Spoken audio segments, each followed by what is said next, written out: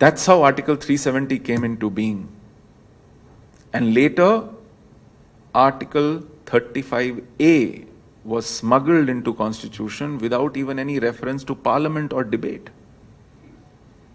And 35A gave rights to define the citizen in retrospective effect, to deny the right of citizenship to a whole lot of Kashmiris.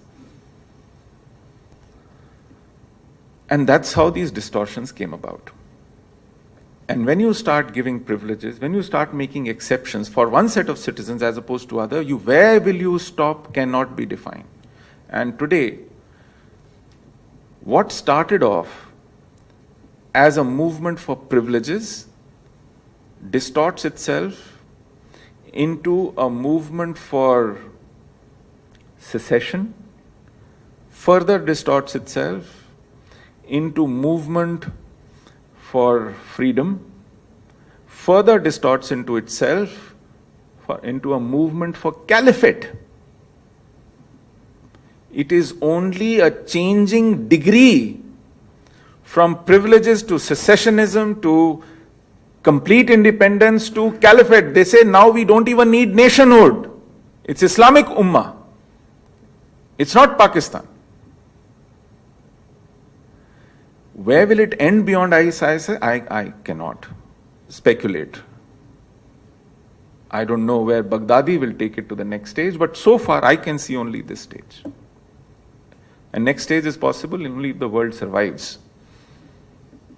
I don't know, the world can survive the current stage.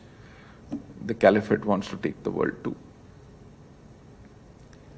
This is the challenge we as a nation face, nation which is yet to be 70 years old post 47. We as a civilization face, which in Kashmir itself is more than 5,000 years old. We as a society face, who have multiple languages, multiple faiths, multiple lifestyles. I give you just an example. Yemen, which is the easternmost end of the Islamic arc, speaks Arabic, and in its westernmost end in Morocco speaks Arabic. Between these two, not one single language survives. Whereas in India, they still say, Kos kos pe pani badle saat kos pe bani. The dialect changes every few kilometers. Sorry, the taste of water changes every few kilometers, and the dialect changes a few more kilometers. That is the kind of variety, that is the kind of plurality, that is the kind of spectrum we in our society have. And in the Arabic speaking world, from Yemen to Morocco, you don't have even one language surviving. In Egypt, their indigenous language survives only in the scriptures of Coptic church that predated Islam. Egyptians were never Arabic. They were North Africans, but they speak Arabic. Libyans speak Arabic. Tunisians speak Arabic. Moroccans speak Arabic. That's the monochromatic society you're trying to build.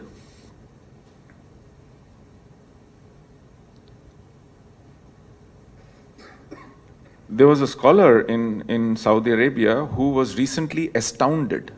He said, India has so many languages, so many religions, so many practices, and it is so quiet.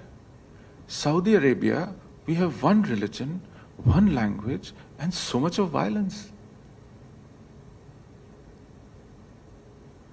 Is there something we can learn? In Arabian Peninsula today, air forces have taken to skies and they bomb. Just Google the latest pictures from Yemen. It looks like Ethiopia and Eritrea of 90s, with children and flies all over their faces. And these are one of the richest places on earth. There's no dearth of money. There's no dearth of riches. There's no dearth of uniformity. There's no other religion, there are no other religious places. There's no linguistic distinction. There's no lifestyle distinction. What are you fighting for? Look at Aleppo. Look at Damascus. What are you fighting over? And what are you trying to convert Kashmir into? And why? For what reason? I can't keep going on and on and on. I rest my case. I'm ready to answer questions if I can answer them. Thank you so much.